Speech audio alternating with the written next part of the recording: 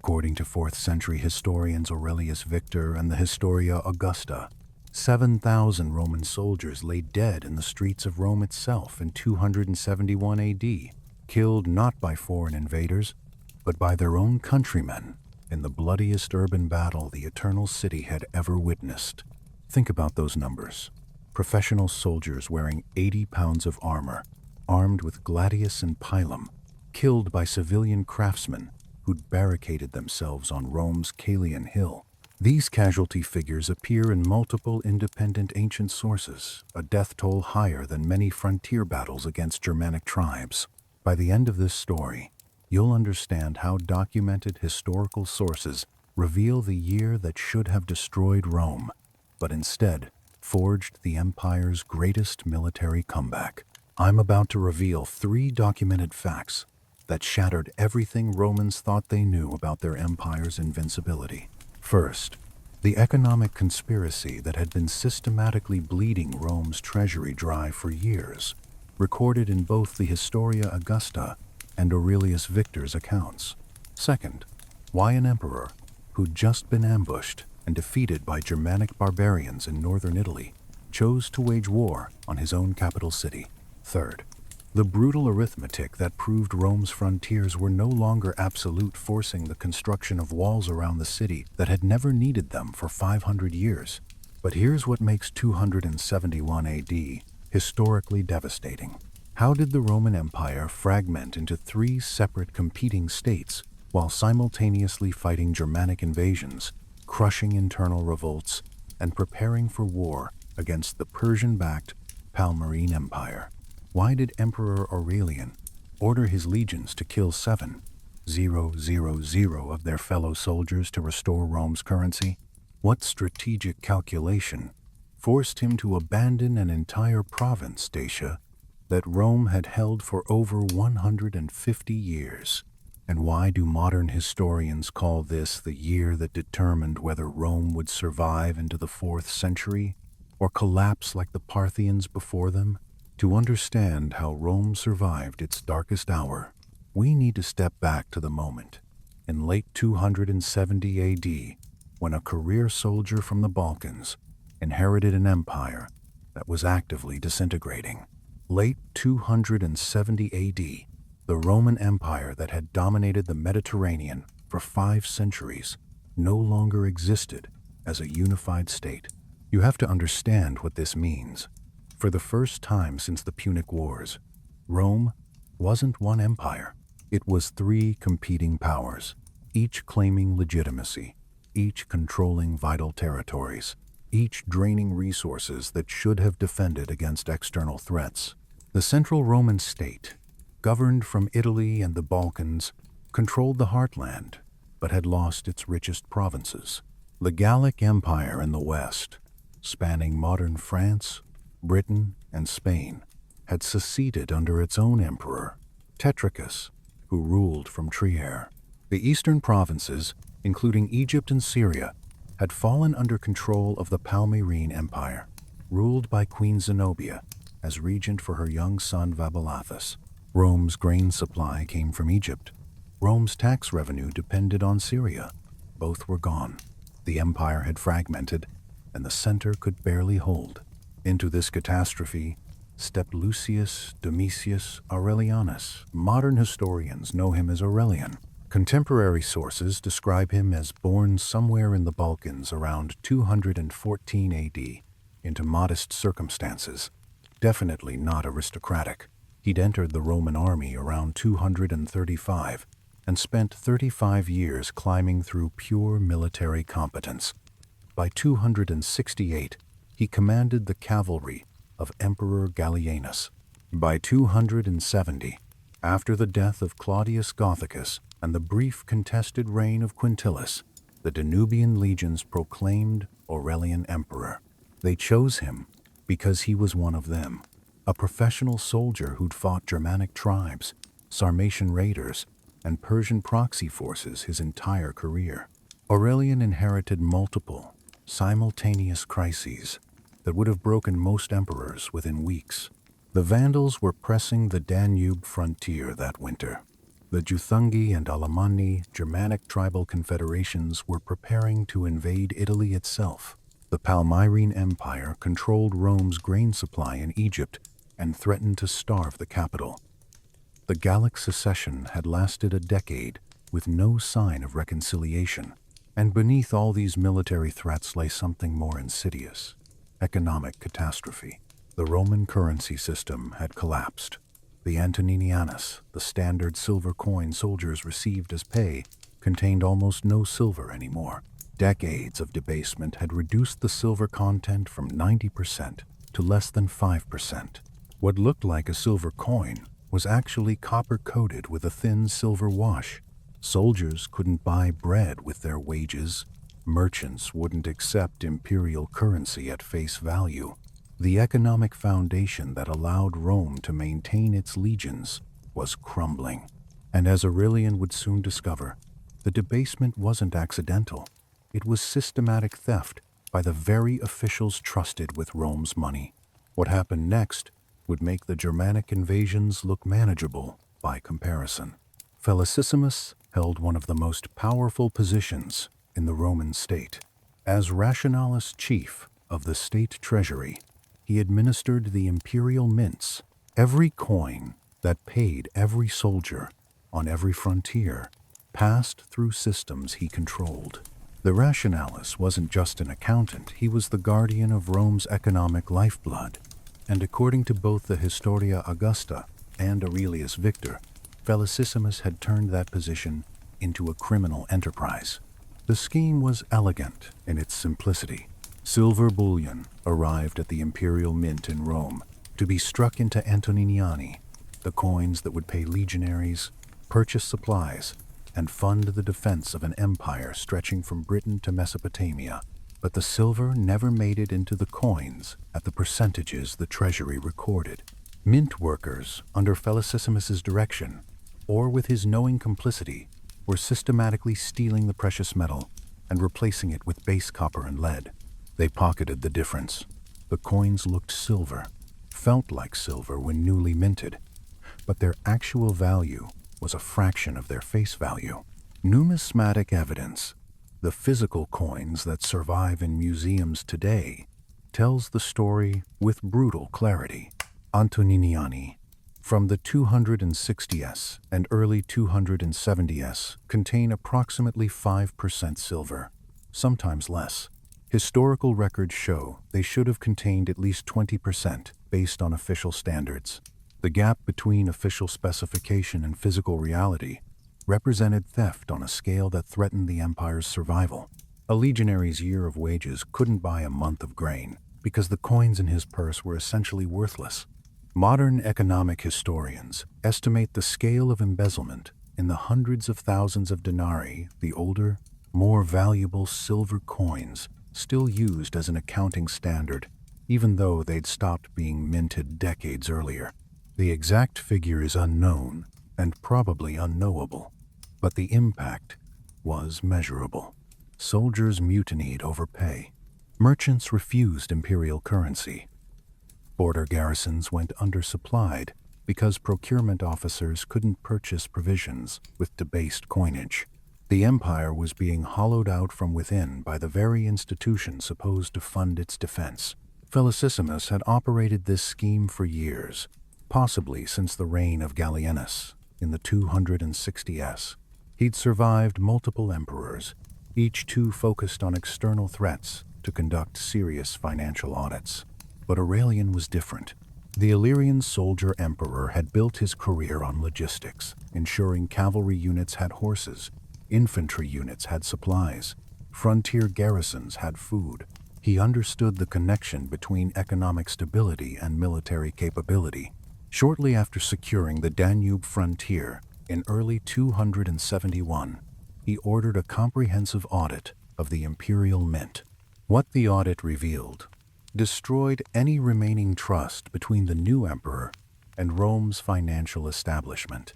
The systematic theft, the years of falsified records, the complicity of mint workers, and quite possibly members of the senatorial class who'd invested in or profited from the scheme. The Historia Augusta records that Aurelian announced his intention to reform the monetary system, to restore predictable value to Roman coinage. Even if he couldn't restore the old precious metal content, he announced prosecutions. He promised to execute those responsible for what amounted to treason against the state's economic foundation. Felicissimus faced a choice: accept prosecution and almost certain execution, or do something unprecedented in Roman history. He chose rebellion. When he called the mint workers to arms, they answered. They had everything to lose. Their lucrative theft would end. Their complicity would be exposed. Some would face execution. So in mid-271, while Aurelian was dealing with the Germanic threat in northern Italy, Felicissimus and the workers of the imperial mint barricaded themselves on Rome's Caelian Hill and prepared to defend their criminal enterprise with their lives. But before that urban bloodbath could erupt, Aurelian had to survive another crisis, one that would test whether the new emperor could survive his first 90 days in power. Germanic tribes had crossed the Alps. They were burning their way through the Po Valley, and they were moving toward Rome itself. January 271 AD, dense forests near Placentia in northern Italy. As evening shadows lengthened, Emperor Aurelian led his army directly into an ambush that would destroy the myth of Roman invincibility and very nearly end his reign before it truly began. The Juthungi and Alemanni, two Germanic tribal confederations that had been raiding across the Rhine for decades, had chosen their moment brilliantly. Aurelian was occupied with the Danube frontier. The Roman field armies were dispersed across 3,000 miles of border. Northern Italy lay relatively undefended, its garrisons stripped to man the more threatened frontiers. The Germanic warriors crossed the Alps in the dead of winter, probably through the Brenner Pass, and descended into the Po Valley like wolves on an unguarded flock. Contemporary sources record that they sacked Placentia, modern Piacenza, a prosperous city that had stood since the days of the Republic. They moved systematically through the countryside, burning villas, seizing livestock, accumulating plunder. The anonymous continuator of Cassius Dio, writing shortly after these events, describes the scale of destruction with genuine alarm. This wasn't a raid, it was an invasion. The Germanic forces numbered in the thousands, possibly tens of thousands, and they were moving southeast toward Rome. Aurelian, still in Pannonia when the news arrived, moved with the characteristic speed that would define his reign.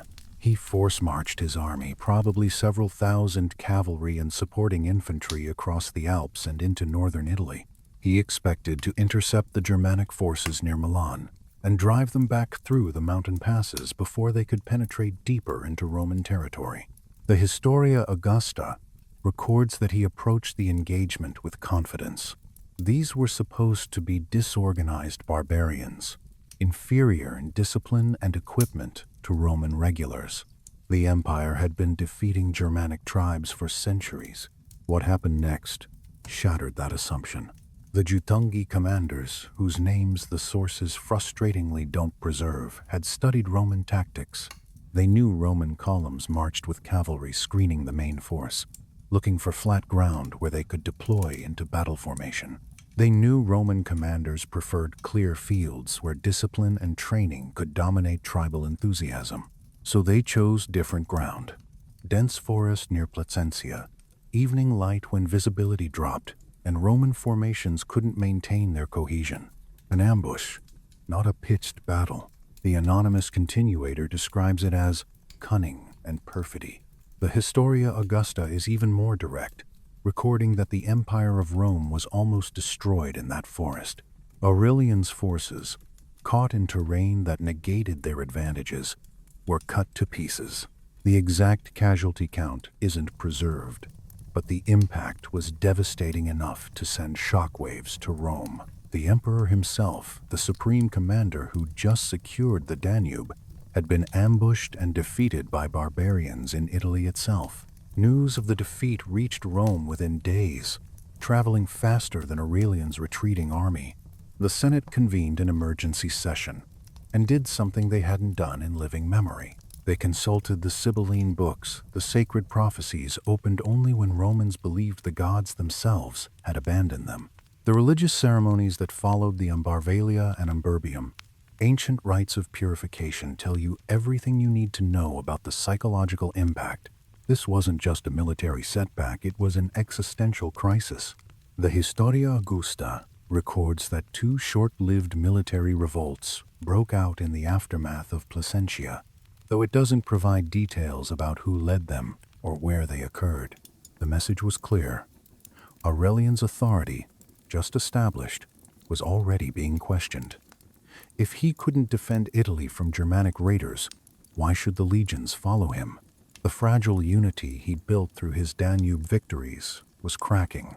The Germanic forces, emboldened by their triumph, continued their march southward. Rome itself, for the first time in centuries, seemed genuinely threatened by foreign invasion. Here's where it gets genuinely insane. Most emperors, after a defeat this catastrophic, would retreat to Rome and fortify. They'd wait behind walls, hope the barbarians would eventually withdraw when the plunder ran out, maybe negotiate a face-saving payment to speed their departure. Aurelian did the opposite. Within days of the Placentia disaster, he was hunting the Juthungi south through Italy. The army that had ambushed an emperor was about to learn what a cornered Illyrian soldier could do when personal survival and imperial survival became the same calculation. Aurelian's response to defeat was not retreat, it was pursuit.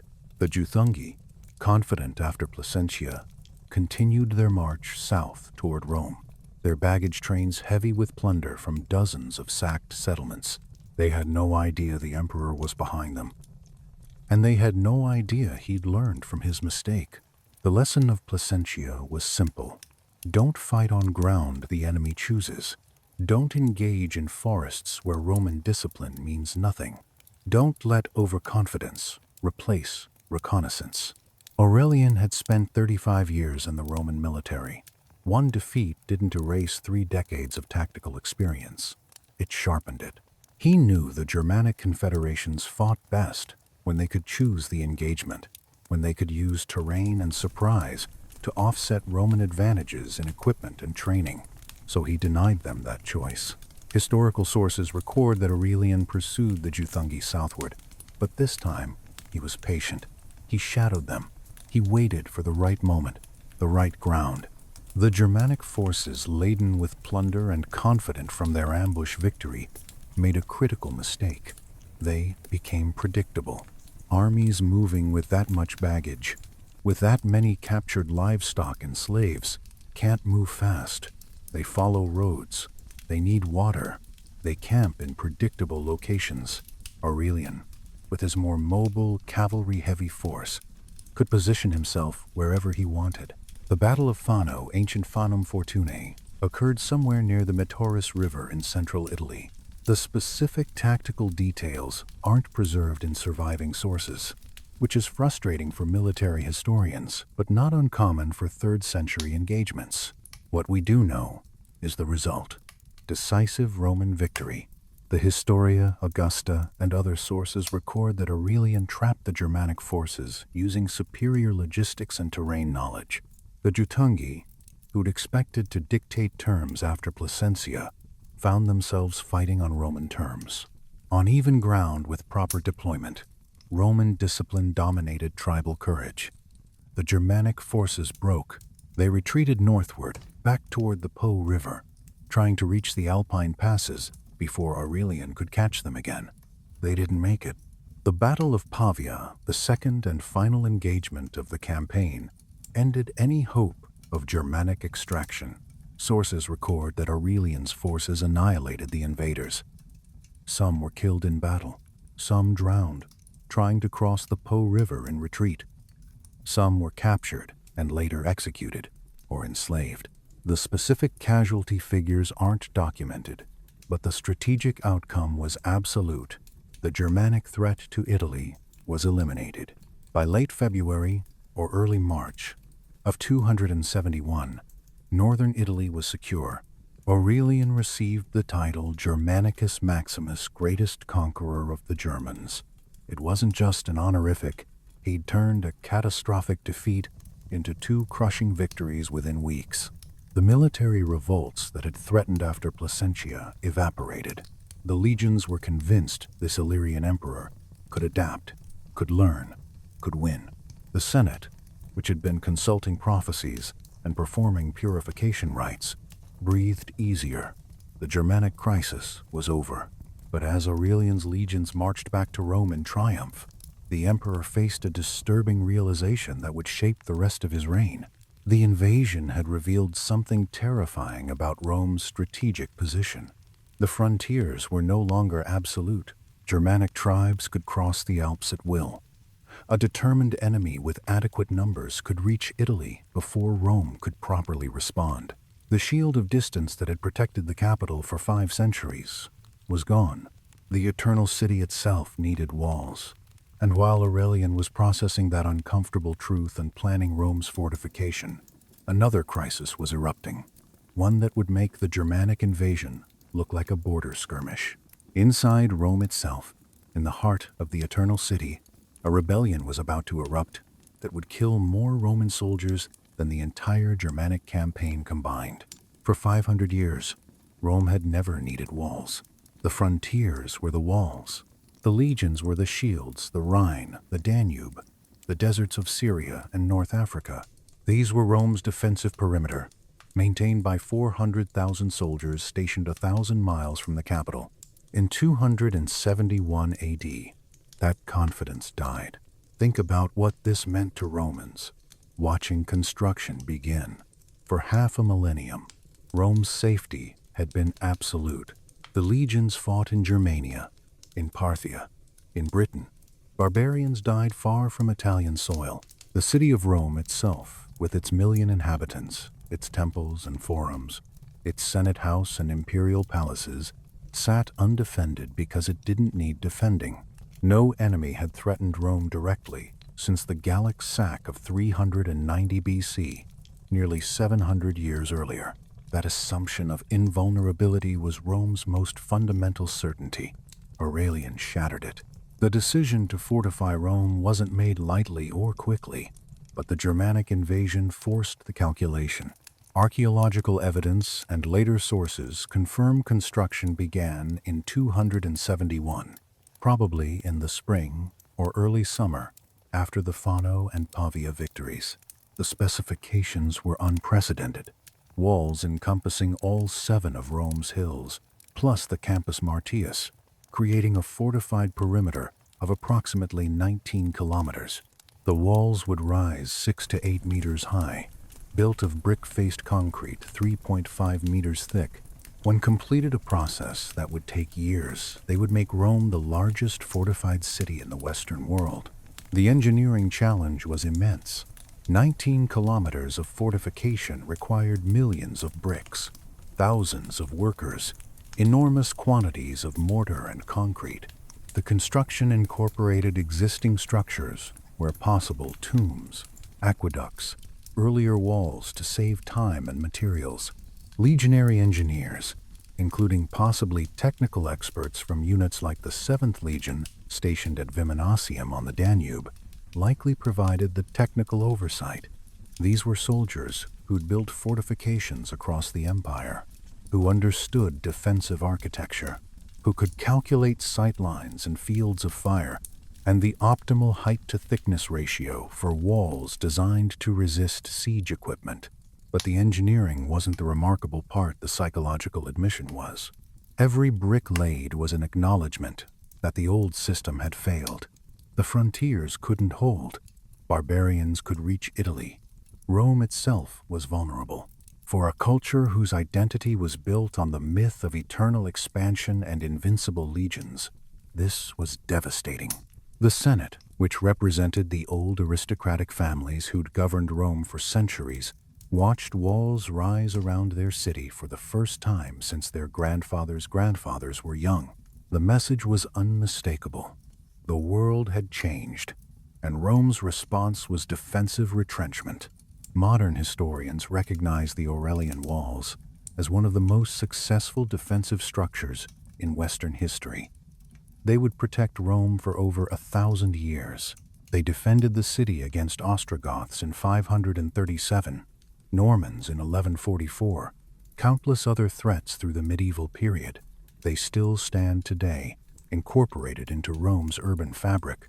You can walk sections of them, touch stones laid 1,750 years ago, see the gates and towers designed in 271 to defend against an uncertain future. But in the moment of their construction, they represented something Romans had never admitted before: fear.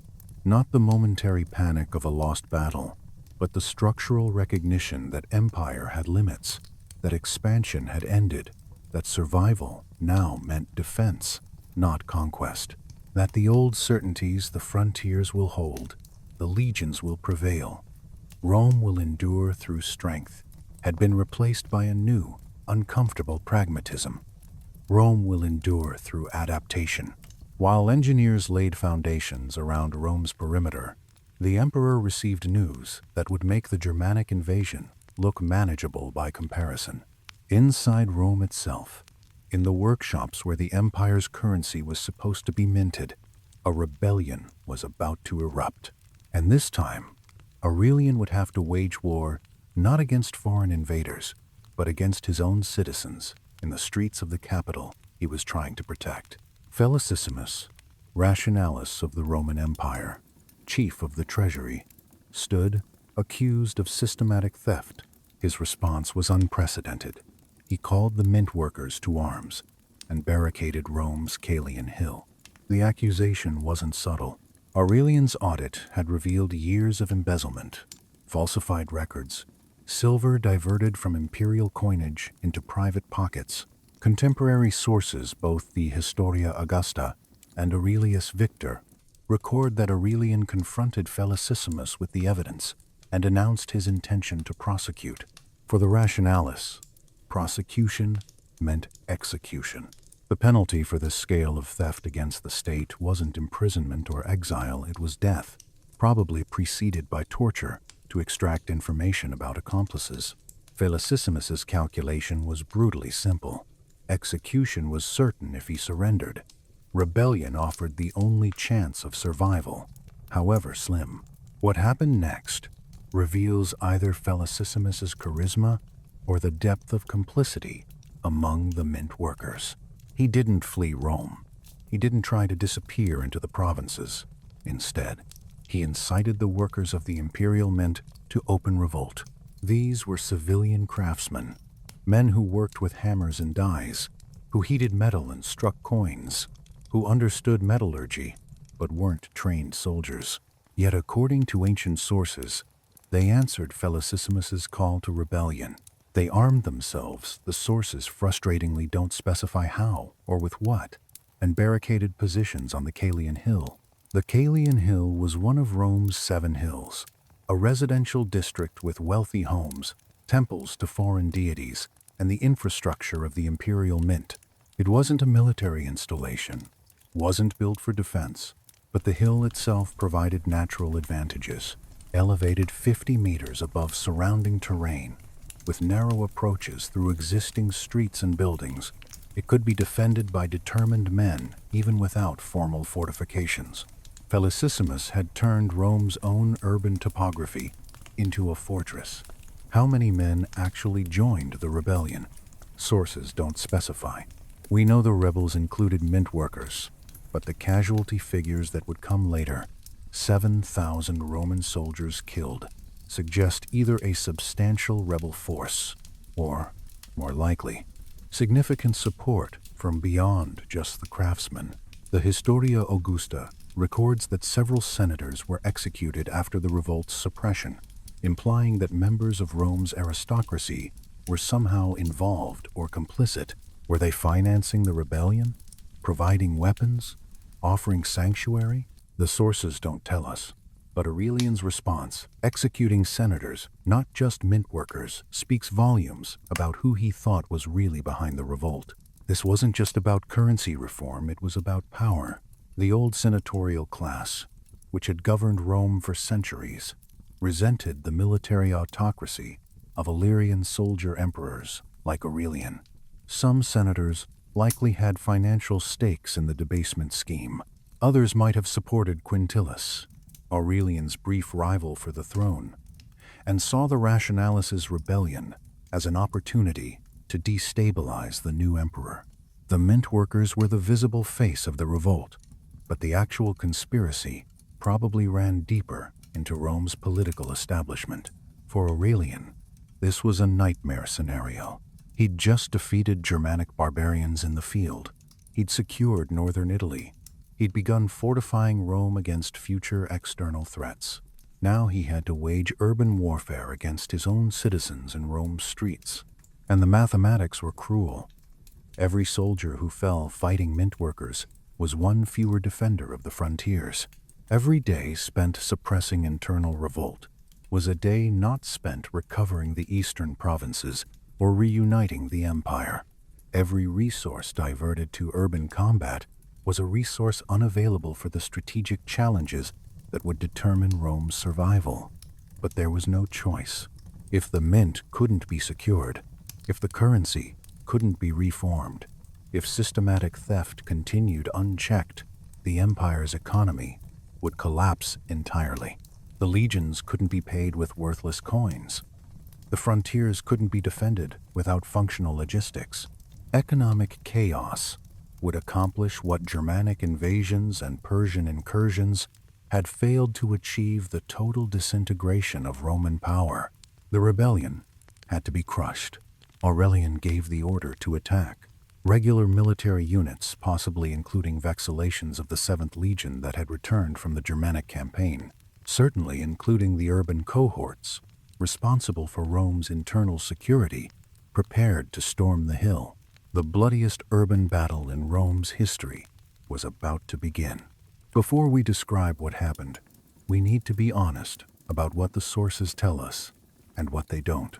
Neither Aurelius Victor nor the Historia Augusta provides tactical details of the battle itself. No chronicler preserved which streets were fought over, which formations were used, how Felicissimus positioned his forces, or how long the fighting lasted.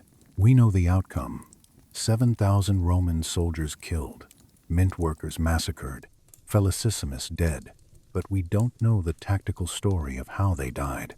What follows is reasonable inference from urban warfare principles and the documented casualty scale, not specific battle details from ancient sources. The imperial assault must have been direct. Aurelian ordered regular military units to storm rebel positions on the Caelian Hill.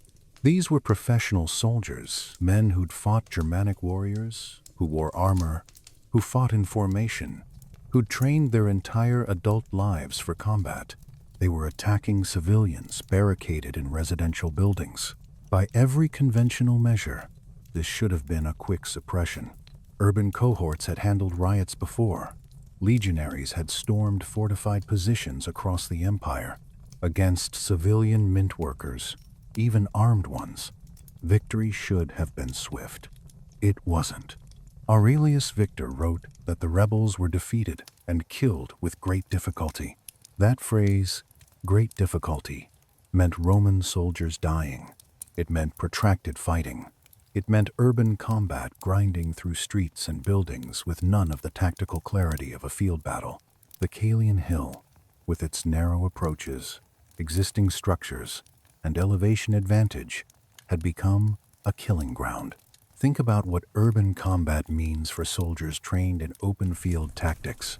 Roman legionaries excelled in formation fighting, shield walls, coordinated pilum throws, the disciplined advance that could break tribal charges through sheer cohesion. None of that works in narrow streets where you can't form ranks.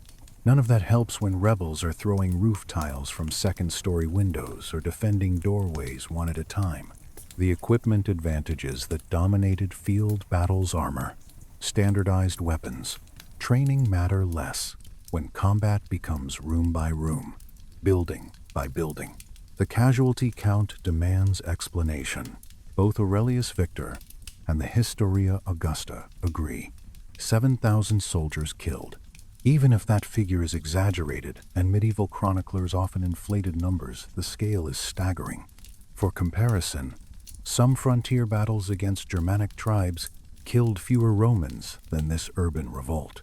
7,000 dead means the fighting was intense, prolonged, and far bloodier than Aurelian expected. It means the rebels, despite being civilians, fought with desperate fury. It means every advantage the hill provided, elevation, urban terrain, defensive positions, was maximized. And it probably means the rebels had more support, better weapons, and more training than simple mint workers should have possessed. Modern military historians note that urban combat produces disproportionate casualties even for superior forces. Defenders with local knowledge, fighting from prepared positions, can inflict devastating losses on attackers forced to advance through kill zones. The American military learned this in Fallujah. The Romans learned it on the Caelian Hill. The difference is training and technology, not principle. Urban defense favors the desperate, and mint workers facing execution were as desperate as humans get. The fighting must have raged for hours, possibly days. Sources don't specify duration, but you don't kill 7,000 soldiers in a quick skirmish. At some point, possibly after sustaining massive casualties in initial assaults, Roman commanders changed tactics. Instead of frontal assaults up the hill's approaches, they may have surrounded positions and systematically reduced them. Instead of trying to maintain formation in cramped streets, they may have broken into smaller units for building-by-building clearance. The specific methods aren't documented, but the outcome is the rebels were eventually overwhelmed. Felicissimus died during the battle. Neither source specifies how, whether he was killed leading a desperate defense, cut down trying to flee, or executed after capture. The mint workers who survived faced massacre. The Historia Augusta's word choice is unambiguous. They were destroyed. This wasn't a surrender with prisoners taken for later trial. This was the systematic elimination of everyone involved in the rebellion. Aurelian had made his message clear. Revolt against imperial authority, especially in Rome itself, would be met with total destruction. When the fighting ended, the Caelian Hill, where wealthy Romans lived in marble-clad homes, where temples stood to foreign gods, was a charnel house. 7,000 Roman soldiers dead, their bodies filling streets never designed for such slaughter. Mint workers dead in even greater numbers. Though sources don't bother recording civilian casualties with the same precision they afforded military losses, the rebellion was crushed. The imperial mint was secured, but Aurelian's victory had come at a terrible price. The casualty count meant the cure had nearly been as destructive as the disease, and the emperor wasn't finished. The investigation into who had supported the rebels was just beginning. The blood on the Caelian Hill had barely dried when Aurelian's investigators began asking a question that terrified Rome's aristocracy. Who had supported the rebels? The imperial mint in Rome closed immediately. The Historia Augusta and other sources document that operations were suspended during investigation and reorganization. No new coinage could be minted while Aurelian's men hunted for accomplices, examined financial records, and interrogated survivors. The temporary closure meant no new currency entering circulation, a significant economic disruption. But Aurelian accepted that cost. Better short-term paralysis than continued systematic theft. The answers his investigators uncovered confirmed what Aurelian suspected. The mint workers hadn't acted alone. The Historia Augusta records that several senators were executed in the aftermath of the Caelian Hill battle. The sources frustratingly don't name them or specify their exact crimes, but the implication is clear. Members of Rome's traditional aristocracy, men from families that had governed the empire for generations, had been complicit in either the embezzlement scheme, the rebellion itself, or both. Perhaps they'd profited from the currency debasement. Perhaps they'd financed the revolt. Perhaps they'd simply opposed Aurelian's authority. and saw Felicissimus's rebellion as an opportunity to destabilize the military emperor they resented. Aurelian's response was uncompromising. Senators died, not for treason in the traditional sense, leading foreign armies, attempting to seize the throne, but for economic corruption and supporting internal revolt. This was new. Previous emperors had executed senators for political opposition, but usually with at least a pretense of senatorial involvement in civil wars or military coups. Aurelian killed senators for financial crimes. The message to Rome's elite was unmistakable. The military emperor answered to the legions, not the Senate. The old aristocracy's immunity was over.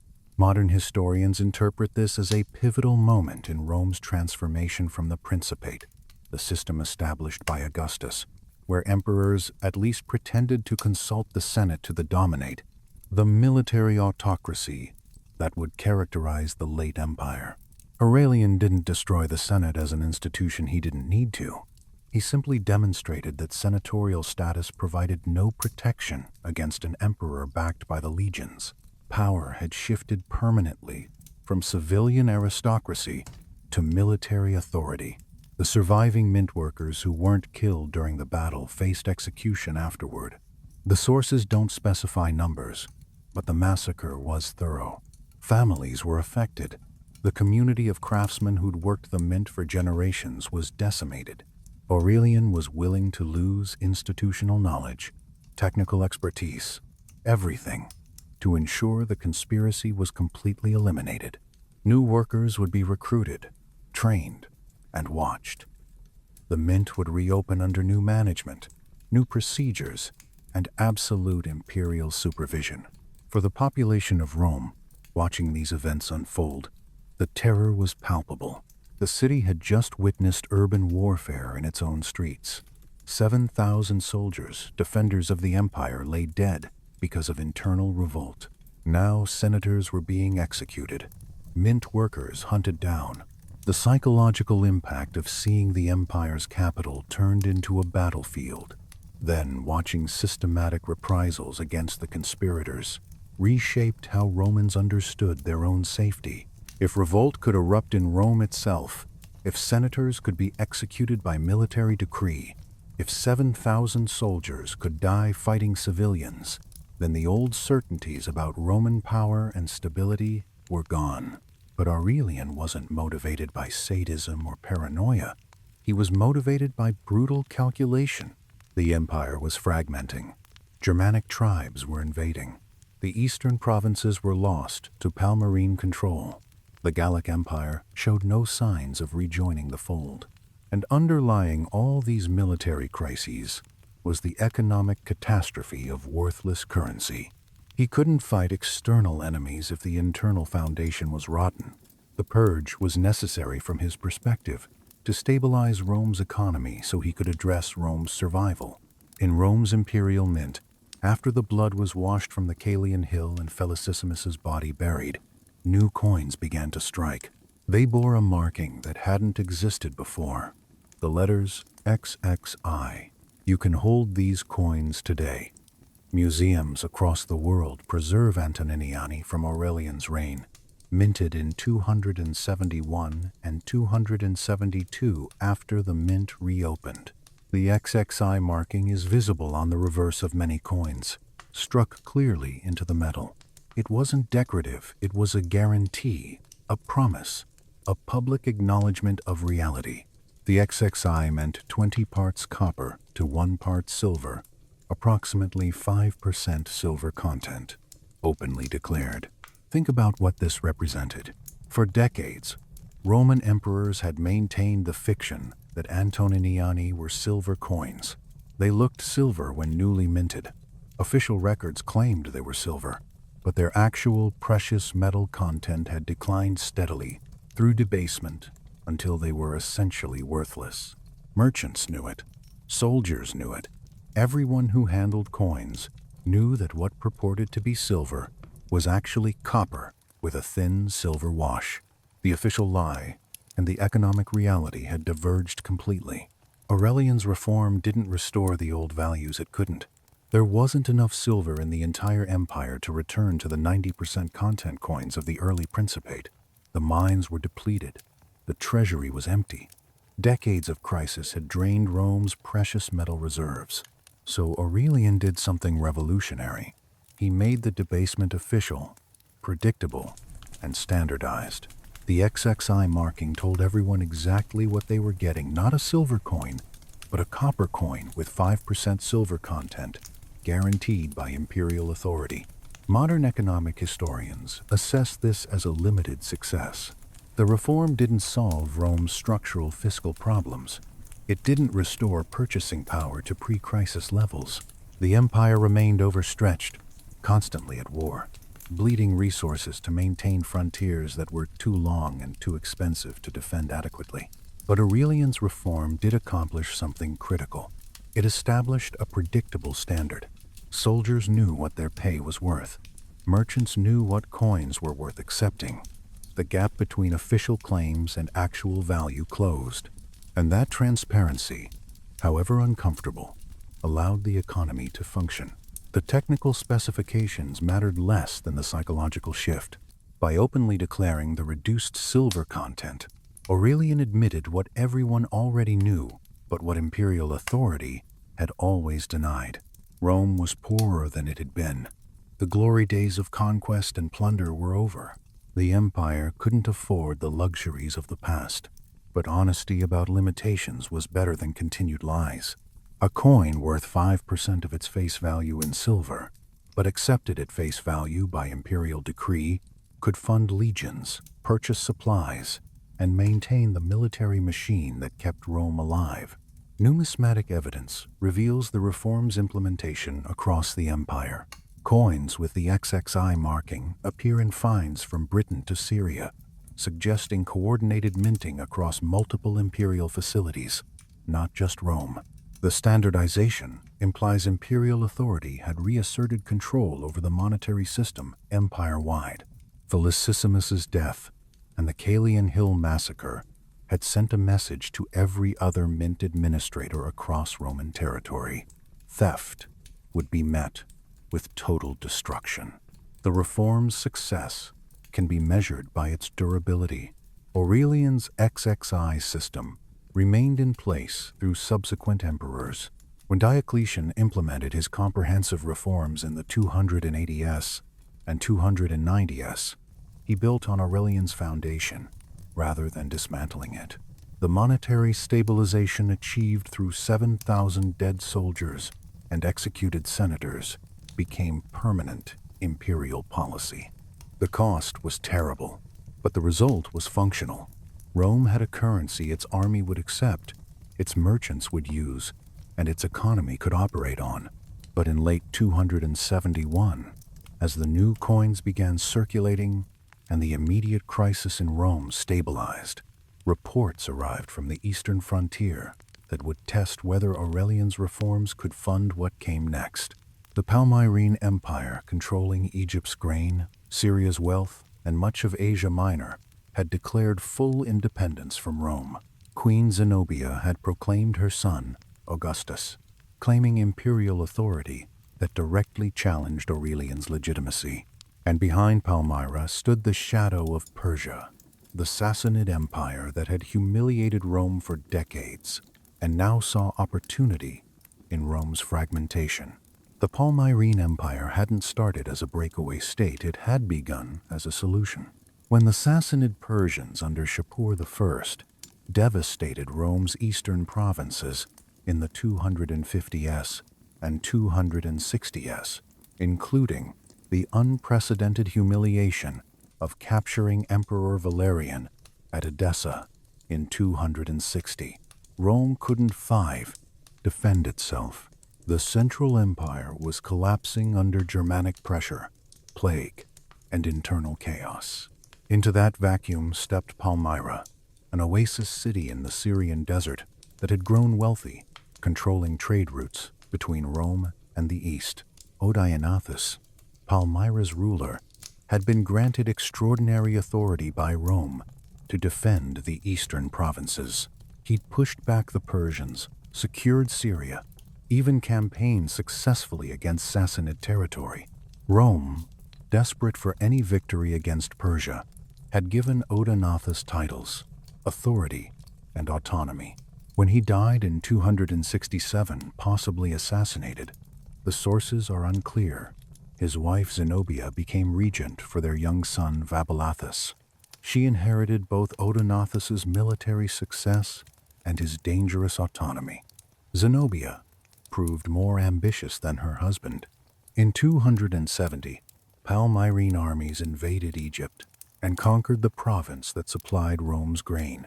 Contemporary sources record that 70,000 Palmyrene troops marched down the Nile, defeated Roman resistance, and occupied Alexandria.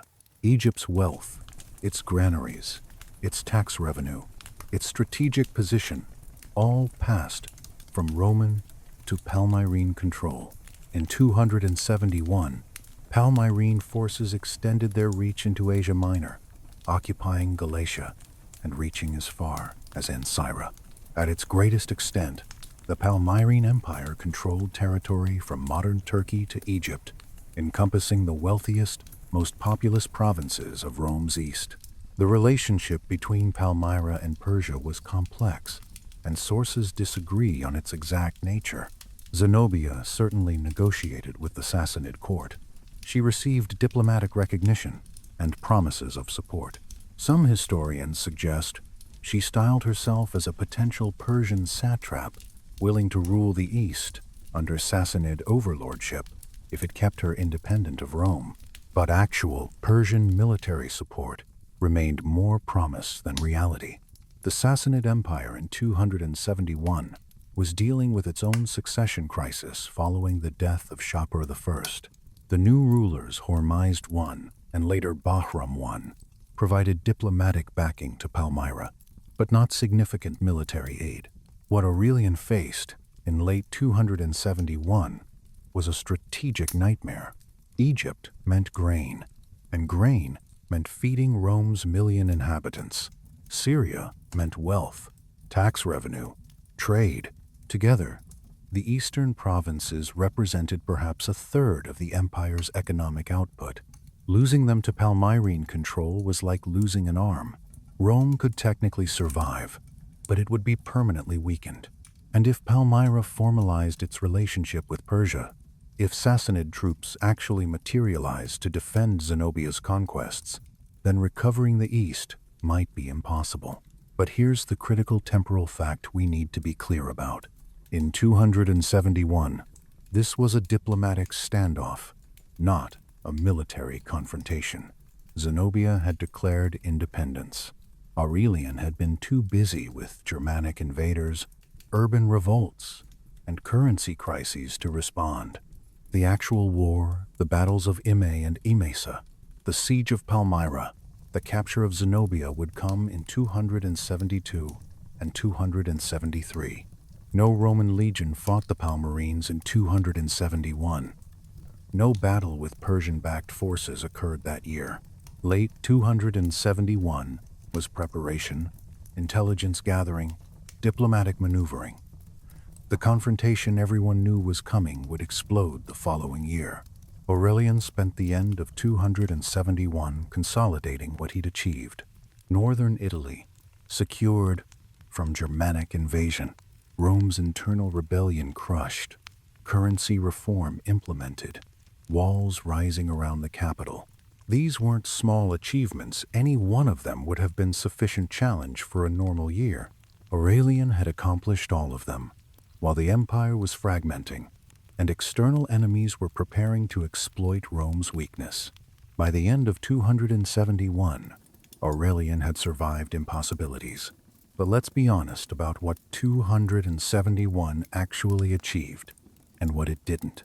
The Germanic victories at Fano and Pavia secured northern Italy, but they couldn't secure the Alps. The mountain passes that invaders had crossed once could be crossed again. The Rhine frontier, hundreds of miles to the north, was supposed to be Rome's defensive perimeter. Germanic tribes weren't supposed to reach Italy, but they had, and they would again. The first line of defense had failed, and no amount of tactical competence could change the fundamental problem. Rome's frontiers were too long to defend everywhere simultaneously.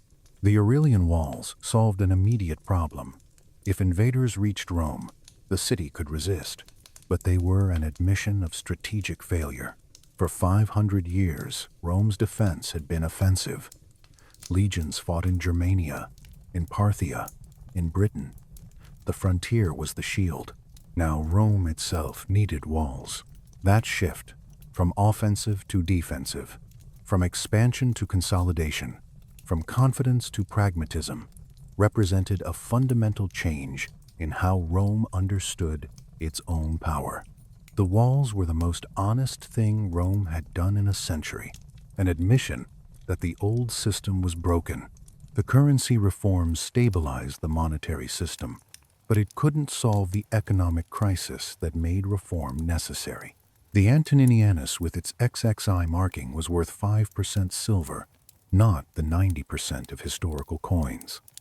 That debasement reflected reality. Rome was poorer.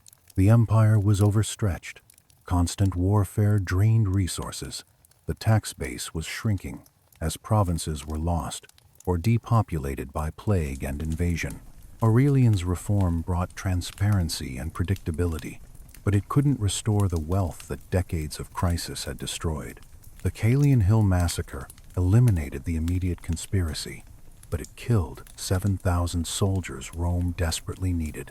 Every legionary who died fighting mint workers was one fewer defender of the frontiers. The cruel arithmetic of internal security versus external defense haunted every decision Aurelian made. Suppress revolt in Rome, but weaken the Danube. Fortify the capital, but divert resources from frontier garrisons. Reform the currency, but kill soldiers to do it. Each solution created new vulnerabilities. Modern historians recognize 271 as a demonstration of Rome's fundamental strategic trap. The empire was too large to defend with available manpower and resources. Germanic tribes could probe any section of the 4,000-mile frontier and find weak points. The Persians could threaten the east whenever Rome was occupied in the west. Internal revolts could erupt when external pressure prevented effective suppression. Rome needed to be strong everywhere simultaneously, but it could only concentrate forces in one region at a time. Concentration meant stripping other areas, leaving them exposed. Aurelian's solution was to accept limitations. Abandon Dacia, a province he couldn't adequately defend. Build walls around Rome, a capital he couldn't protect through frontier defense alone. Reform currency to reflect reality, rather than maintain comforting fictions. These were all admissions that the old system had failed, that Rome's strategic position had fundamentally changed, that survival required honesty about capabilities rather than ideology about invincibility. But honesty about limitations doesn't solve the limitations themselves. Rome's frontiers remained too long. The empire remained overstretched. The economic foundation remained weak. Germanic pressure remained constant. Persian threat remained real. The strategic problems that made 271 so dangerous didn't disappear because Aurelian made good tactical decisions. They persisted, requiring constant management, constant triage, constant decisions about which crisis to address and which crisis to defer. The paradox of 271 is that every victory proved Rome couldn't defend itself the old way anymore. Defeating invaders in Italy meant Rome's frontier defense had already failed. Crushing internal revolt meant the economic system was broken enough to trigger rebellion. Reforming currency meant accepting permanent debasement. Building walls meant admitting enemies could reach the capital. Each solution was necessary.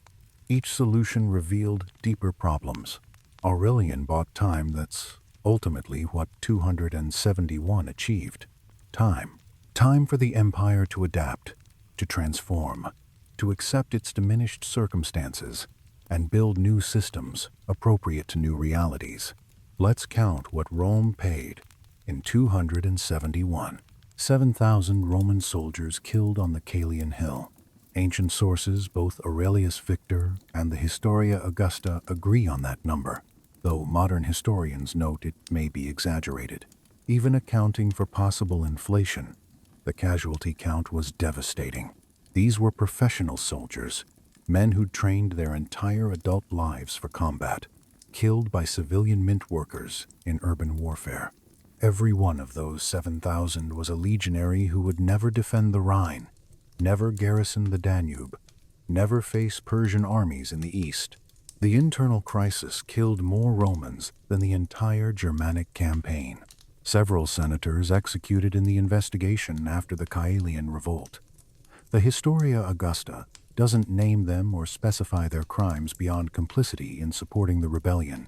These were members of Rome's traditional governing class men, from families that had held power for generations, killed by imperial decree without trial.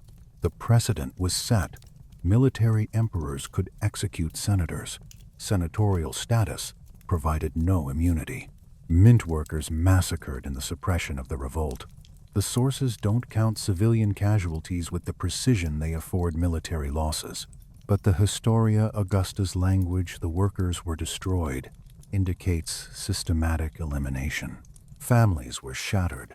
The community of craftsmen who'd operated Rome's mint for generations was decimated. The institutional knowledge required to mint coins, to maintain quality standards, to operate complex metallurgical processes, all this was lost or severely disrupted. The Germanic campaign, though ultimately successful, cost Roman and Germanic lives that sources don't precisely document. Villages in the Po Valley were burned. Civilians fled or died. The economic damage to northern Italy lost crops, destroyed infrastructure, disrupted trade, took years to recover from. Aurelian's rapid victories limited the damage compared to what would have happened if the invasion succeeded, but the cost was still substantial. The temporary closure of the imperial mint disrupted Rome's economy. No new coinage meant no new pay for soldiers, no new currency for commerce, no new means to conduct transactions. The economic paralysis, though brief, rippled through every aspect of Roman life. Merchants couldn't operate normally. Soldiers' pay was delayed. The machinery of imperial administration ground slower without functional currency. The construction of the Aurelian walls, begun in 271, required enormous resources. 19 kilometers of fortification demanded millions of bricks, thousands of workers, massive quantities of materials. The labor and expense came from an empire already strained by constant warfare and economic crisis. Every worker building walls was a worker, not farming, not producing goods, not generating tax revenue. Every brick purchased for fortifications was money not available for military supplies or frontier defense. The psychological cost affected every Roman who lived through 271. They watched Germanic barbarians penetrate to Italy. They watched urban warfare erupt in Rome's own streets. They watched 7,000 soldiers die fighting civilians. They watched senators executed and mint workers massacred. They watched walls rise around a city that had never needed them. The old certainties Rome is invincible, the frontiers will hold, the empire is eternal, were shattered. What replaced them was a harder, more uncertain reality. Rome can survive, but survival requires constant struggle, brutal choices, and acceptance of diminished circumstances. But here's the brutal truth. Every cost was necessary. Without the Caelian bloodshed, no monetary reform. Without monetary reform, no functional economy. Without functional economy, no ability to pay legions. Without paid legions, no defense of frontiers. Without frontier defense, no empire. The chain of necessity ran from one crisis to the next, each requiring solution regardless of cost. Aurelian couldn't refuse to suppress the revolt because casualties would be high. He couldn't refuse to build walls because they symbolized weakness. He couldn't refuse currency reform because the process was bloody. Each choice was terrible, but the alternative was extinction. 271 didn't just save Rome, it transformed Rome. The emergency measures Aurelian implemented became the permanent structure of the late empire. The soldier-emperor model that Aurelian perfected became the template for Roman governance through the 4th century and beyond. Diocletian, arriving in 284, 9 years after Aurelian's assassination, didn't reverse the concentration of military power or restore senatorial authority. He expanded military autocracy, divided the empire among 4 rulers in his tetrarchy, and governed through military discipline rather than civilian consultation.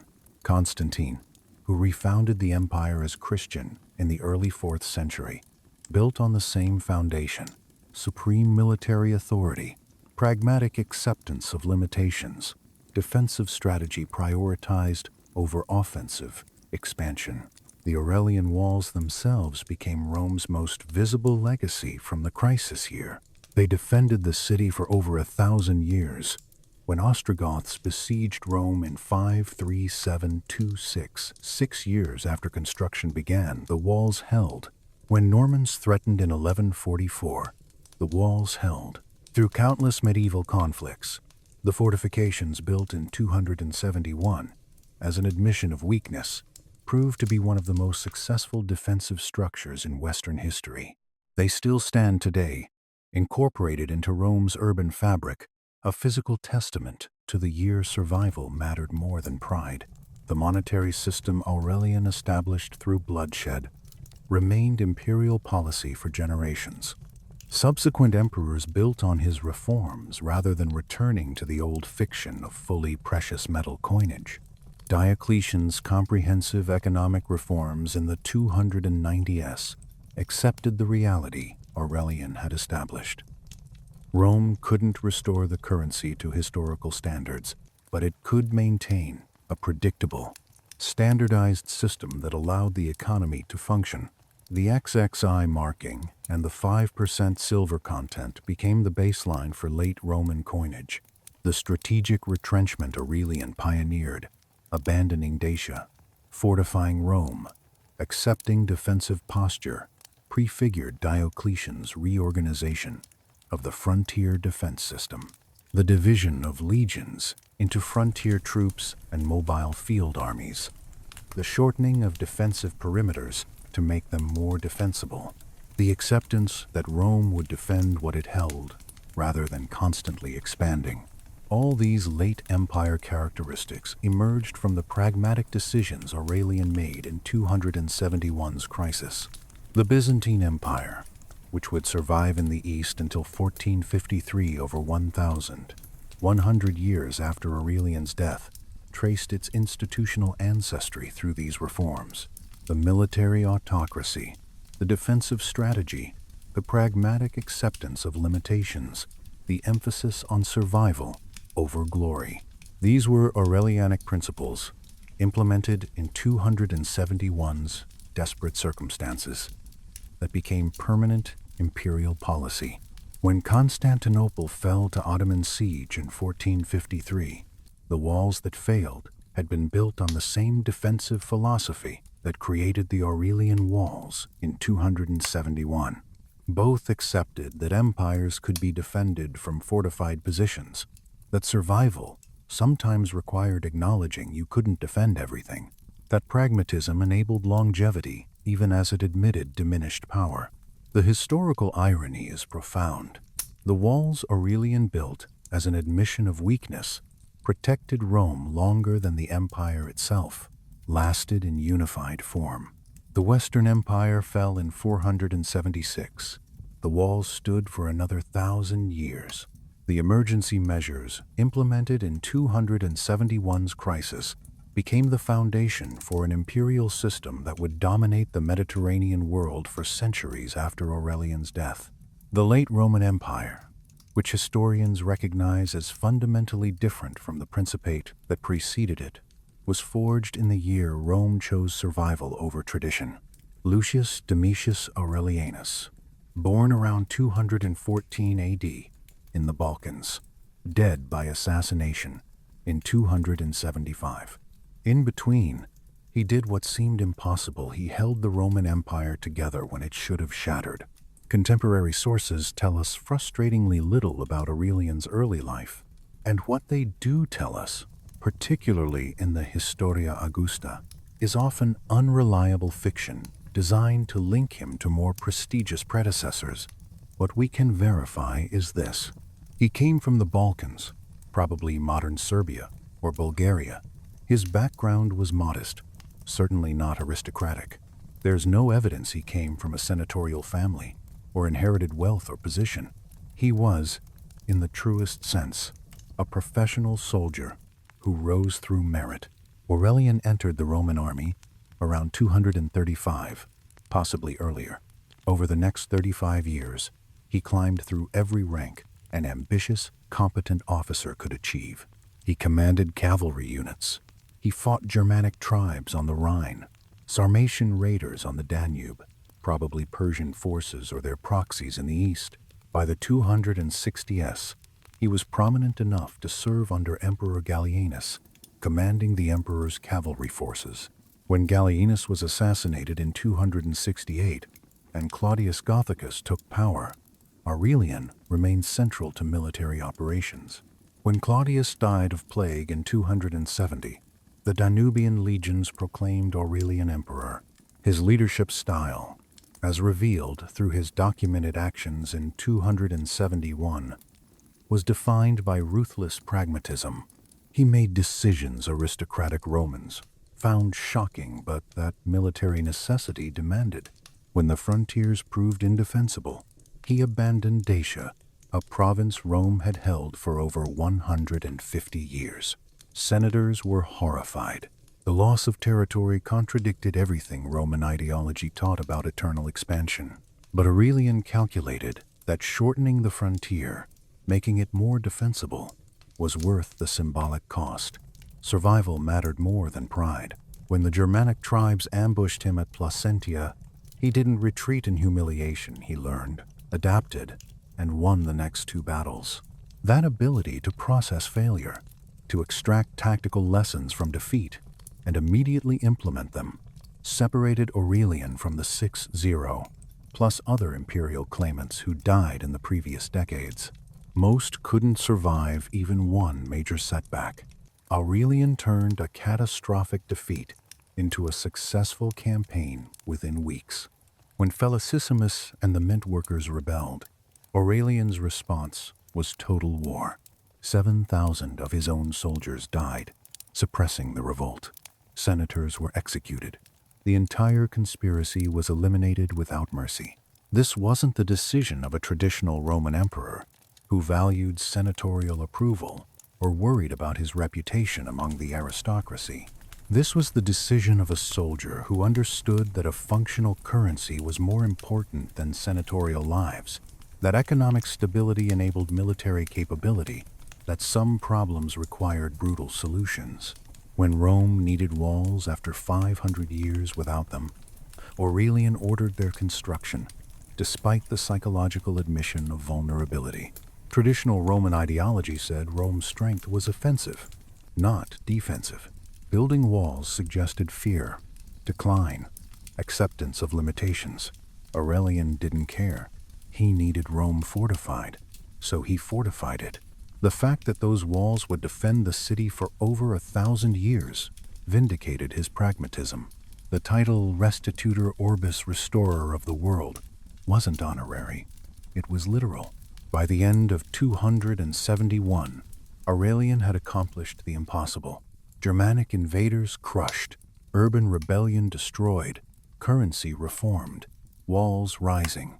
The empire, which had seemed to be dying in December 270, was functioning again by December 271. He would go on to defeat the Palmyrene Empire in 272 to 273, reconquer the Gallic Empire in 274, and genuinely reunify Rome's fractured territories. But Aurelian was mortal. The choices he'd made, the senators executed, the soldiers killed, the provinces abandoned, the traditions shattered, created enemies. The ruthlessness that enabled survival in 271 created the paranoia that killed him in 275. While preparing to invade Persia itself, he was assassinated by his own officers. A forged document, listing them for execution, triggered a conspiracy. They murdered the emperor, who'd saved them all. Why do historians obsess over 271? Because it's the year that answers a question that matters. How do civilizations survive existential crisis? The counterfactual is terrifying. If Aurelian had died in the forests near Placentia, as countless Roman generals had died in ambushes before him, there would likely be no unified Roman response to the fragmenting empire. The Gallic Empire would probably have remained independent. The Palmyrene Empire would have consolidated control over the East with Persian backing. The central Roman state, reduced to Italy and the Balkans, would have become just one of several competing successors to the Roman Empire, rather than the empire itself. Western civilization, as we understand it, built on the foundation of Roman law, administration, and cultural continuity, might not exist in recognizable form. The Parthian Empire, facing similar pressures in 224, collapsed. The Arsacid dynasty that had ruled Persia for nearly 5 centuries was overthrown by the Sassanids and permanently disappeared from history. They faced external pressure, internal revolts, economic crisis, the same combination that struck Rome in 271. They didn't survive. Rome did. The difference wasn't inevitability or divine favor. The difference was leadership, luck, and the willingness to abandon pride for survival. Historians debate the specific factors that enabled Rome's survival. Was it Aurelian's individual competence? The institutional resilience of the legions? The fragmentation of Rome's enemies, who never coordinated their attacks? Pure luck that Aurelian wasn't killed at Placentia? Probably all of these factors mattered, but what's undeniable is that 271 was the hinge point. The year before, the empire was fragmenting, and no solution was obvious. The year after, reunification was possible. What happened in between determined the course of the next 2 centuries. The military history lesson is equally important. 271 demonstrates that tactical brilliance isn't enough. Aurelian won at Fano and Pavia through superior tactics. He suppressed the Caelian revolt through military force, but the strategic problems, frontier vulnerability, economic weakness, overextension, remained. Historians recognize that Rome's crisis couldn't be solved by winning battles. It required structural transformation, acceptance of new realities, fundamental changes to how the empire understood its own capabilities. Aurelian's genius was recognizing this, making the hard choices, implementing changes that traditional Romans found horrifying, but that reality demanded. The institutional question fascinates sociologists and historians who study civilizational collapse. Rome survived 271 by transforming its institutions rather than trying to restore old forms. The Principate, Augustus's system of disguised autocracy with senatorial consultation, died in 271's crisis. The dominate, undisguised military autocracy was born. The emergency measures became permanent because the emergency never ended. That institutional flexibility, the ability to recognize when old systems failed and build new ones, may be the most important factor in Rome's survival. Comparative studies of empire collapse consistently cite Rome as the exceptional case, the empire that faced terminal crisis and survived by transforming rather than dying. 271 is the year the transformation crystallized. Every civilization faces its moment of existential crisis. Most don't survive. Rome did. And 271 is when survival was secured. Understanding how and why matters for anyone trying to understand how complex societies respond to systemic failure, how institutions adapt under pressure, how individuals can affect historical outcomes. 271 matters because it's the year survival was chosen over extinction. not through miraculous intervention, not through restored glory, but through brutal pragmatism, ruthless decision-making, and the willingness to transform everything to preserve what mattered. That choice, survival over pride, function over ideology, transformation over tradition, is what historians study when they study 271. It's the year Rome learned that sometimes surviving without glory is better than dying with it. Walk through Rome today. The Aurelian walls still stand red brick against blue sky, stretching for kilometers through the modern city. 1750 years later, you can touch stones laid during the crisis year. You can walk through gates designed in 271 to defend against Germanic invasion. You can trace the perimeter that encompasses the 7 hills and see how Aurelian's engineers incorporated existing structures to save time and materials. History made physical. The year Rome admitted vulnerability created the structure that defended it for over a millennium. The late Roman Empire that emerged over the next decades, smaller, more defensive, more autocratic, more pragmatic, was born in the crisis year of 271. The emergency measures Aurelian implemented became permanent structure because the emergencies never truly ended. Rome survived by accepting it couldn't thrive, by choosing existence over glory, by making survival itself the victory. But survival came at a price we've already counted. 7,000 dead in Rome's streets, mint workers massacred, senators executed without trial, walls built around a city that had never needed them in 500 years, currency debased to 5% silver and openly admitted as such, a province Dacia abandoned after 150 years of Roman rule, pride shattered, certainties destroyed, the myth of invincibility dead. But Rome remained broken, diminished, transformed, but functioning. The empire that seemed to be collapsing in December 270 was operational again by December 271. Aurelian's achievement was choosing reality over ideology.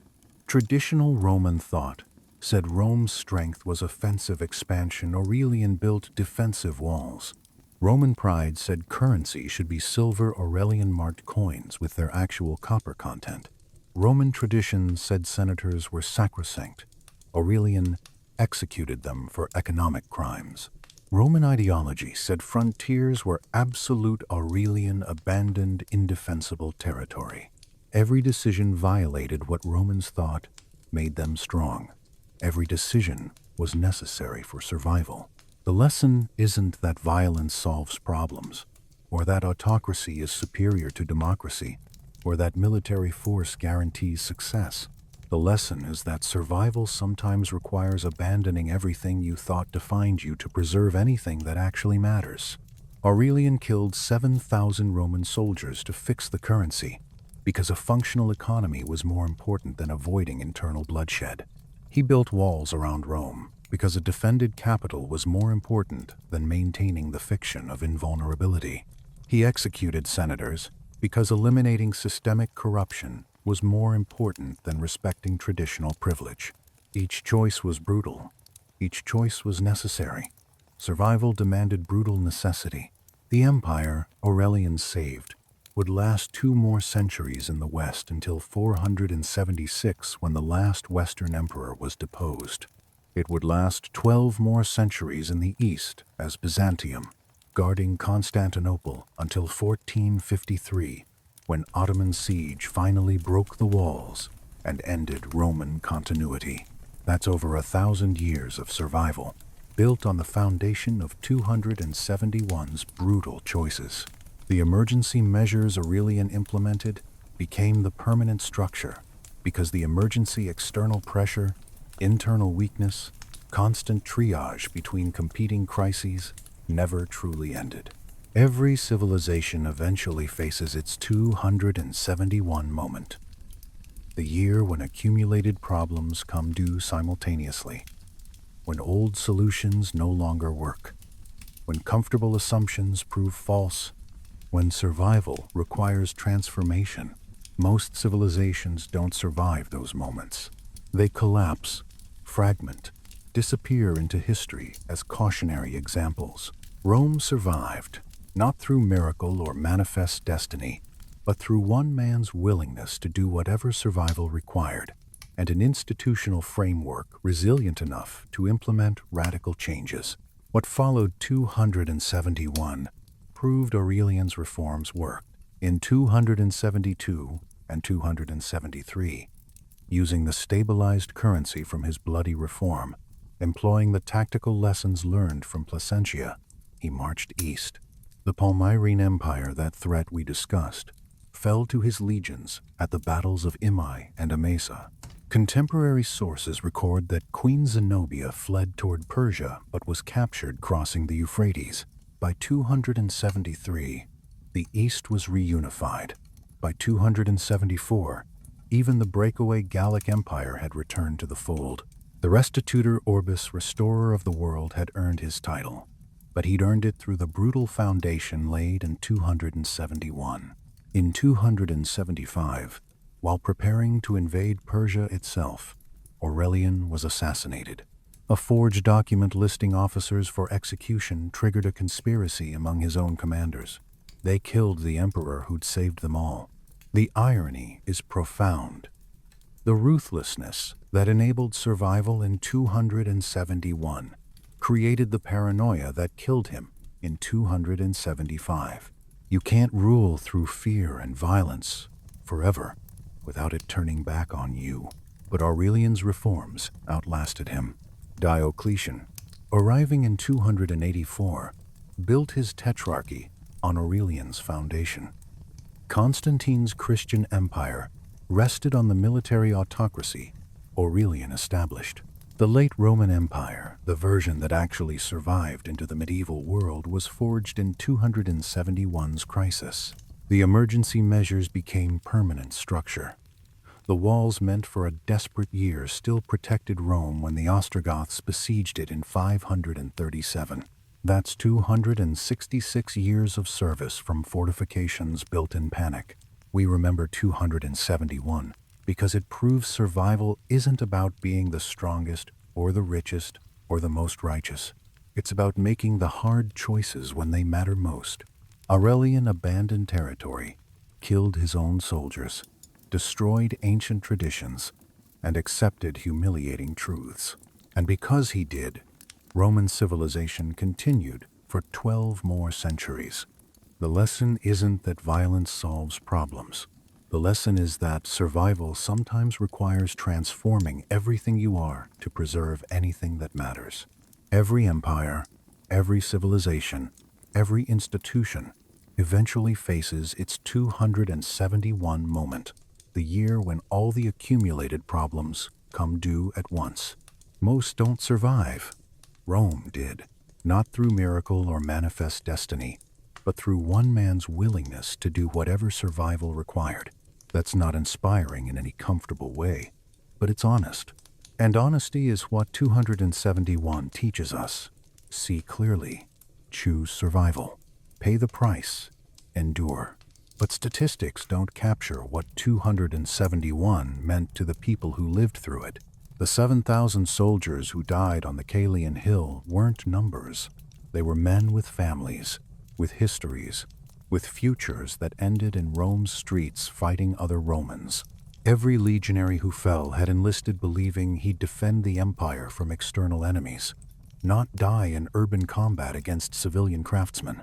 Their families, waiting in distant provinces from Britain to Syria, would receive notification that their husbands, fathers, and sons had died not in glorious battle against barbarians, but in a revolt over currency. The mint workers massacred weren't just criminals who deserved their fate. Many were craftsmen who'd worked their entire lives in a system run by corrupt officials. When Felicissimus called them to rebellion, they faced an impossible choice: join and possibly die, or refuse and definitely lose their livelihoods when the conspiracy was exposed. Some chose rebellion out of complicity in the theft. Others chose it out of loyalty to colleagues or fear of the future. All of them paid with their lives. The senators executed in the Purge weren't all corrupt conspirators. Roman justice under military emperors didn't always distinguish between actual guilt and convenient scapegoating. Some may have genuinely profited from the embezzlement scheme. Others may have simply been political enemies Aurelian wanted eliminated. The truth died with them, and history records only that several senators were executed without preserving their names or specific crimes. The civilians of northern Italy, who watched Germanic raiders burn their villages, who fled with whatever they could carry, who returned to find their homes destroyed, they didn't care about strategic calculations or imperial politics. They knew only that the legions supposed to protect them had failed, that barbarians had reached Italy for the first time in living memory, that the old certainties about Roman power were lies. The workers who built the Aurelian walls, thousands of laborers working in shifts for months, performed back-breaking work for wages paid in the debased currency that had triggered the crisis. They laid millions of bricks, knowing each one was an admission that Rome was vulnerable, that the empire they'd grown up believing was invincible needed fortifications like any other threatened city. The psychological trauma of 271 echoed through generations.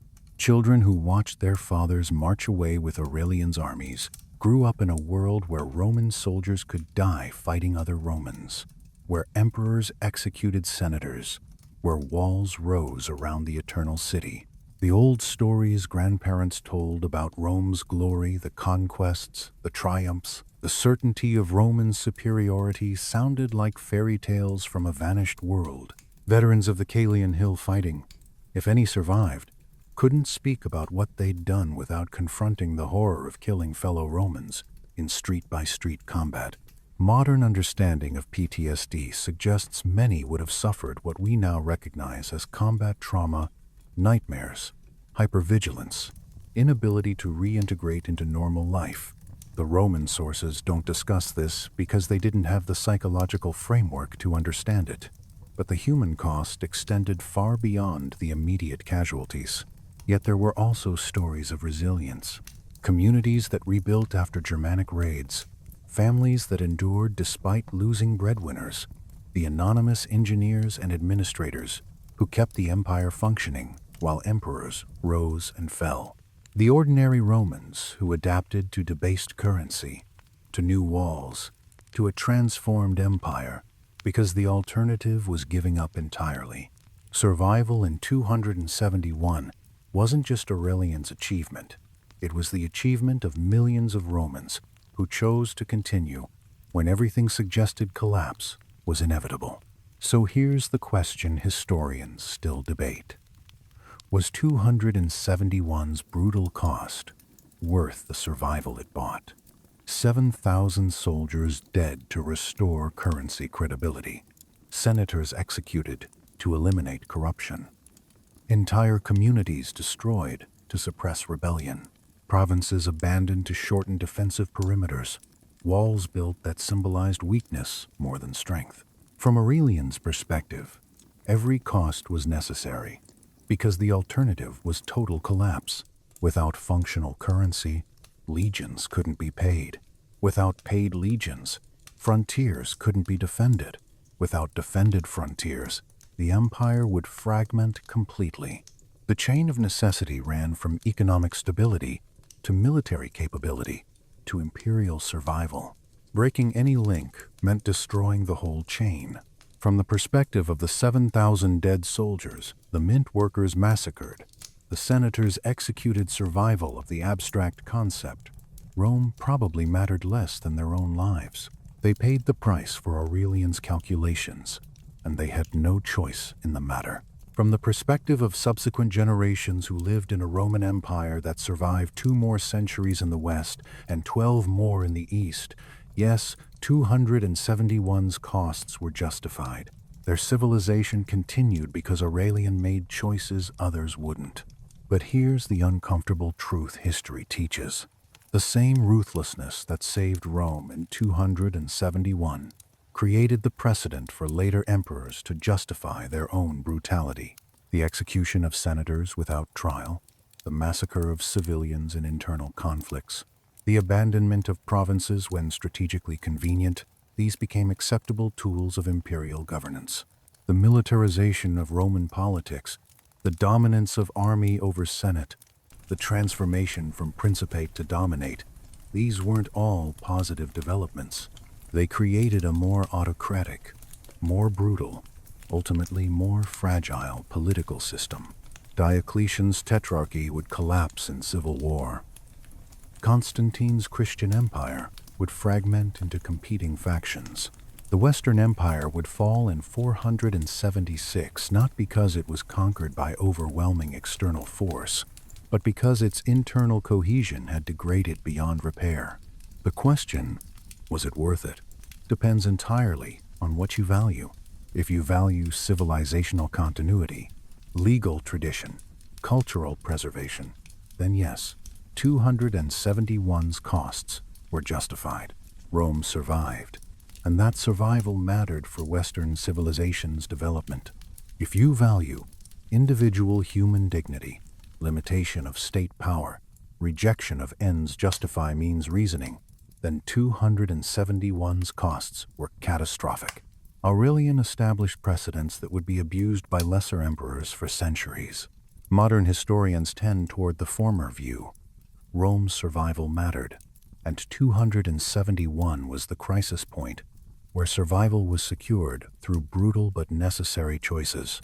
But that perspective is easier to hold from 1,750 years distance than it would have been for the mint worker watching his colleagues massacred, or the senator awaiting execution, or the legionary dying in Rome's streets. Perhaps the most honest assessment is this: 271 was both triumph and tragedy. Triumph, because an empire facing terminal crisis survived through adaptability and ruthless decision-making. Tragedy, because survival required choices that killed thousands, shattered traditions, and created precedents that would haunt Rome for centuries. Both things are true simultaneously, and historical honesty requires acknowledging both. 271 AD, the year Rome died and refused to stay dead, lists the crises: Germanic invasion penetrating to Italy, emperor ambushed and defeated, 7,000 soldiers killed in urban warfare against civilians, currency worthless from systematic embezzlement, senators executed for conspiracy, empire fragmented into 3 competing states, frontiers failing across thousands of miles, grain supply controlled by breakaway empire, Persian shadow threatening the east. Each crisis individually could have destroyed the empire. The combination should have been fatal. Yet Rome endured. The cost of survival was terrible. 7,000 dead in the streets of the capital, mint workers massacred, senators executed without trial, walls built around a city that had never needed them in 500 years, currency debased to 5% silver and openly admitted as such, a province Dacia abandoned after 150 years of Roman rule, pride shattered, certainties destroyed, the myth of invincibility dead. But Rome remained broken, diminished, transformed, but functioning. The empire that seemed to be collapsing in December 270 was operational again by December 271. Call to action. If this story changed how you think about survival and collapse, about the price of preserving civilization, about how empires either transform or die, hit that subscribe button. Because there are dozens more stories like this. Years when accumulated crises came due simultaneously. Leaders who made choices that saved nations while shattering everything those nations believed about themselves. Moments when brutal honesty about limitations proved more valuable than comfortable lies about strength. Drop a comment. What shocked you most? That 7,000 Romans died fighting other Romans? That currency reform required executing senators? That Rome's first walls in 500 years were built as admission of weakness? That the emergency measures of 271 became permanent imperial structure for centuries. Share this video with someone who needs to understand that sometimes survival requires transforming everything you are to preserve anything that matters. Because that's the eternal lesson of 271. Civilizations don't survive through strength alone. They survive through adaptability, through willingness to abandon failing systems, through brutal honesty about what actually matters versus what merely feels important. The Aurelian walls still stand in Rome. Touch them if you visit. Feel the brick and mortar laid 1,750 years ago, in the year Rome should have died. They're more than fortifications, they're testimony to the year survival mattered more than pride, function mattered more than ideology, and transformation mattered more than tradition. They're physical proof that civilizations can survive existential crisis if they're willing to change everything to remain anything. 271 wasn't the year Rome triumphed. It was the year Rome survived. And sometimes, survival is the greatest victory of all.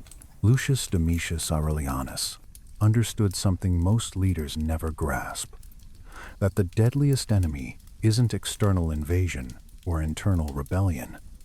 It's the refusal to adapt when adaptation becomes necessary. For 500 years, Rome had defined itself through conquest, expansion, and absolute confidence in its own invincibility. In 271, Aurelian forced Rome to redefine itself through retrenchment, defensive fortification, and honest admission of limitations. Romans hated it. They resented the walls that symbolized vulnerability. They mourned the abandoned provinces that represented lost glory. They feared the military autocracy that replaced their traditional government. They struggled with currency that openly declared its reduced value. But they survived, and survival bought time for transformation, for adaptation, for the evolution from the classical Roman Empire to the late antique imperial system that would endure through Diocletian, Constantine, and beyond. The empire that fell in the West in 476 was fundamentally different from the empire that nearly collapsed in 271. It had been transformed by the brutal choices Aurelian made, transformed in ways that extended its lifespan by 2 centuries beyond what should have been possible. The Byzantine Empire that survived in the East until 1453 was the ultimate vindication of 271's transformation. 1,200 years of Roman continuity, built on walls that admitted weakness, currency that acknowledged debasement, and military autocracy that prioritized survival over senatorial dignity. Standing on Kulikovo Field, remembering 65,000 Russians who died, proving Mongols weren't invincible, or walking the Aurelian walls, remembering 7,000 Romans who died so currency could function, both teach the same lesson. Sometimes the greatest victories aren't about defeating enemies. They're about refusing to accept that defeat is inevitable. Sometimes survival itself, purchased at terrible cost, is the only victory that matters, because survival is what buys time, and time is what allows transformation, and transformation is what enables civilizations to continue when everything suggests they should end. 271 AD, the year one soldier emperor looked at an empire fragmenting into 3 competing states, walls breached by barbarians who weren't supposed to reach Italy, currency worthless from systemic theft, and internal rebellion killing thousands in Rome's own streets, and chose to fight every crisis simultaneously, to abandon everything that didn't matter so everything that did could survive, to transform Rome so completely that traditionalists barely recognized it. That's not a comfortable story. That's not a heroic narrative where good triumphs over evil through moral superiority. That's the story of how civilizations actually survive, through ruthless pragmatism, brutal honesty, and the willingness to kill 7,000 of your own soldiers to restore economic credibility. The Aurelian walls prove it worked. 1,750 years later, They still stand the longest-serving defensive structure in Western history, built in a year of panic by an emperor Romans thought was destroying everything that made Rome great. He was, and that destruction was exactly what Rome needed to survive. That's the verdict of 271. Survival through transformation, endurance through adaptation, continuation through the death of everything comfortable and the birth of something new. It's not inspiring, but it's honest. And honesty, the willingness to see clearly, to choose survival over pride, to pay whatever price continuation demands, that's what 271 teaches anyone willing to learn. The year Rome should have died but refused.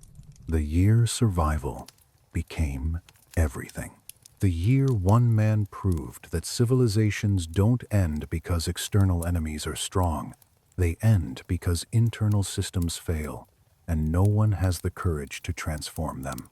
Aurelian had that courage. Rome survived. And that's why we remember 271.